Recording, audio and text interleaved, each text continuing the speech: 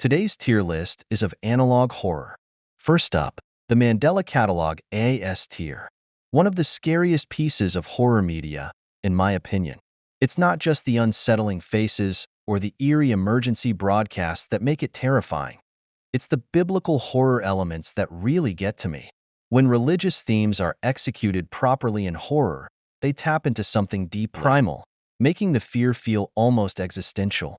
The Mandela Catalog does this perfectly, twisting familiar religious imagery into something uncanny and oppressive. The idea of divine figures being corrupted or malevolent, the paranoia of not knowing who to trust, and the feeling of an unseen force manipulating reality. All of it creates a suffocating atmosphere that lingers long after watching. It's not just about jump scares or creepy visuals. It's about dread, and the Mandela Catalog masters it. Gemini Home Entertainment, B tier, hot take. I know a lot of people consider this top-tier analog horror, but for me, it doesn't quite hit the same as others. Don't get me wrong, I really like the body horror, and there are some fantastic episodes, especially the Skinwalker one. The way it builds its cosmic horror and the creeping dread of something far bigger than humanity is impressive. But, to me, it's just not that scary. I appreciate the creativity and world building, but it never unsettles me the way something like the Mandela Catalog does. It's still great, just not my personal favorite. Local 58, B tier. Local 58 definitely deserves its place in the conversation.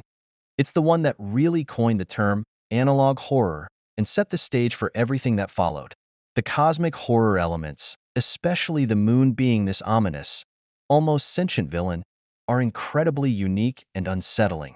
The episode with the US surrendering, where the whole narrative collapses into chaos, is brilliant. But, I'll be honest, it does drag a little at times. It's more thought-provoking than outright scary for me, and while it's fascinating, it doesn't hit that deep, primal fear that makes something like the Mandela Catalog so effective. That's why it's firmly in B tier for me. It's got some fantastic moments, but it can be a bit of a slog at times. Woodland National Park. I think this series is fun. National parks are the perfect setting for horror, isolated, vast, and full of unknown dangers. The creature designs are awesome, with the Wendigo being my favorite, but the walkers and cave critters are just as eerie and well executed. The mix of folklore and analog horror really works in its favor. My only real complaint is that I wish there was more of it, but since it's still ongoing, there's plenty of potential for it to get even better. The Walton Files, A tier. This series has such an engaging story, and while it's not the scariest analog horror series out there, it has some seriously unsettling moments. The slow unraveling of the mystery, the eerie character designs, and the way it plays with the whole Five Nights at Freddy's-style haunted animatronics concept make it stand out. It's got that perfect mix of nostalgia, tragedy, and horror that makes it really compelling to watch. A solid A tier for me. Blue Channel, Thalassa, C tier. I like it for what it is. The faces are definitely creepy, and the whole concept is interesting, but there's just not much of it to really sink into. It feels more like a cool idea than a fully fleshed out series.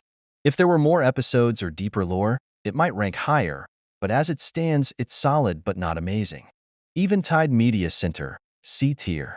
There are some cool episodes, especially the movie one and the nuclear war one, but overall, it doesn't really have a strong story or much depth to keep me hooked.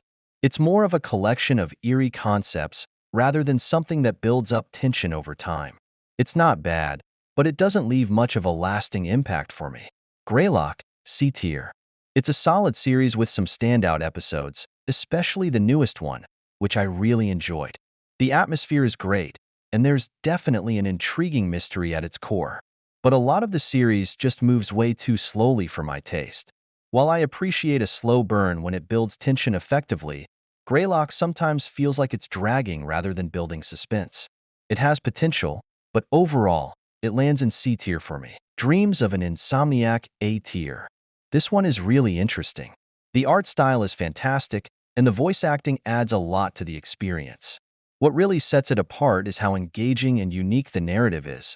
It's not just another analog horror series trying to be creepy for the sake of it.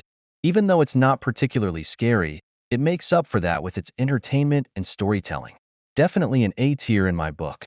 Dog Nightmares, B tier. This series has a really uncanny, almost dreamlike quality that makes it stand out. The way it builds its narrative is intriguing, and it definitely gives me that raining vibe feeling. It's hard to explain, but I get it. The sound design and atmosphere are top-notch, making for a pretty immersive experience. While it's not the scariest thing out there, it's unsettling in a unique way. A solid B tier. The Oldest View, A tier. I'm not entirely sure if it counts as analog horror, but as internet horror, it absolutely works. It masters the feeling of liminal spaces and the uncanny, making every moment feel just slightly off in the best way. The pacing is excellent, it never drags, and there's always something intriguing going on. It's a great example of how horror doesn't need jump scares or monsters to be effective. Definitely a tier. FNAF VHS Tapes, C tier. The animation is really well done, and there are some cool moments, especially involving William Afton. But overall, a lot of it feels kind of slow and not particularly scary. It has a great aesthetic and adds some interesting depth to the FNAF lore, but it doesn't really keep me engaged the whole time. Solid, but not outstanding. C tier. Life Meat, C tier. Even though it's short, it's pretty effective. With all the real-life meat recalls in the US, the concept feels eerily relevant, which adds to its unsettling nature. The mystery of what exactly the meat is and what it does keeps things interesting. But since it's so short, there's not much to fully dive into. Good for what it is, but not enough to rank higher. C tier. The Boiled One Phenomenon, A/S tier. This is hands down my favorite analog horror. It's the only horror that truly terrified me, and that's not something a lot of horror media can do. Everything about it, the unsettling design, the haunting music, the horrific fates of its victims, creates an overwhelming sense of dread. And the biblical themes? They just elevate it to another level, tapping into something deeply unnerving. On top of all that, it's the series that got me into analog horror in the first place, so it holds a special place for me. Absolute S tier, no question. The Nickelodeon hijacking incident, D tier. This had a lot of potential, but it completely fumbled the bag.